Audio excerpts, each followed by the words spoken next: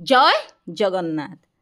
आज क्लास रे आम जानिबा केमिति सहजरे इंग्लिश टू इंग्लिश कथबार्ता करि परिबा। एही सब सेंटेंस गुडिक बहुत काम रे आसीबो। राम जाय, राम गोज।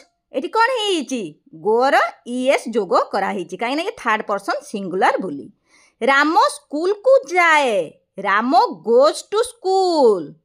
स्कूल को जाए एटी स्कूल स्कूल कौन है गला ऑब्जेक्ट है गला। राम है गला सब्जेक्ट, गोज है गला कौन है गला वर्ब रो फास्ट फॉर्म रे एस लागिची ईएस लागिची गोरु गोज हेइची। राम तार भाई सहित स्कूल को जाए। Ram goes to school with his brother. Hari खेले, हरि प्लेज। हरि पड़िया रे खेले, Hari plays in the field. Hari तार बंधु मानक सहित पड़ियार खेले। Hari plays in the field with his friends. एटी कौन है एटी ना बंधु मानक सहित से फ्रेंड्स एस लगिला।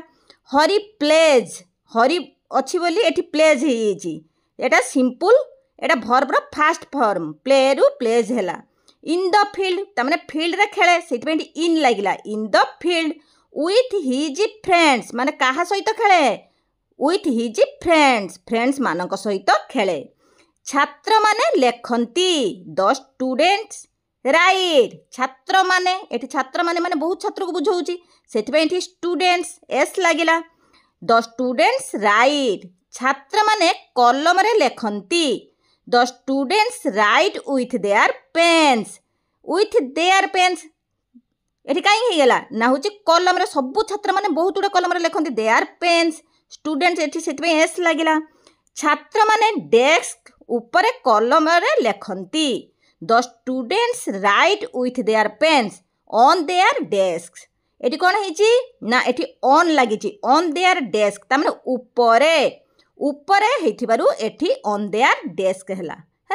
आ एठी फील्ड हेतिला Hari plays in the field हेतिला काइना पड़िया रे से माने होची खेलंती। शिक्षक पढ़ांती द टीचर टीचेस। शिक्षक छात्र मानक पढ़ांती the teacher teaches the students. Student मानक कोन करंती ना से पढ़ांती टीचेस हे गला। शिक्षक छात्र मानक क्लास रे पढ़ांती the teacher teaches the students in the class. बालकटी कटक जाए नहीं the boy does not go to Cuttack. बालकटी तार भाई सहित कटक जाए नहीं the boy does not go to Cuttack with his brother. तुमे घर को जाओ कि डू यू गो होम। तुमे तुम माँ पाखकू घर को जाओ कि do you go home to your mother. ताने तुम माँ पाखकू जाओ कि do you go home to your mother. टू कौट लगुच देखुंत तो टू योर मदर पाखक गले टू योर मदर। से घरे रामायण पढ़े। He reads the Ramayana at home.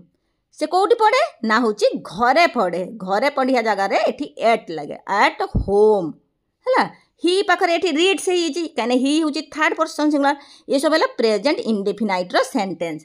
एई भली निजे निजे प्रैक्टिस कले सबु बेले स्पोकन इंग्लिश माने इंग्लिश टू इंग्लिश कथा कहिया पई सहज हे जिवो। निजे निजे बहुत प्रैक्टिस करिबा दरकार।